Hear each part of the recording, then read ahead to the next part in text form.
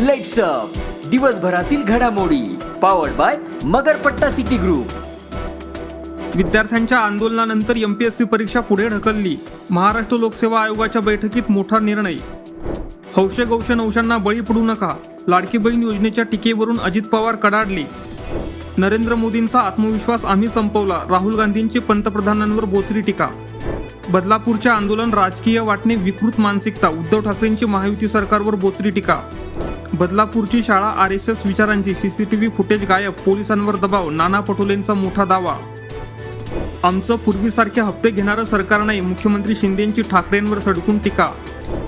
भाजपला संपवणे हाच महाविकास आघाडीचा एककलमी कार्यक्रम. भाजप नेते सुधीर मुनगंटीवारांचे टीकास्त्र.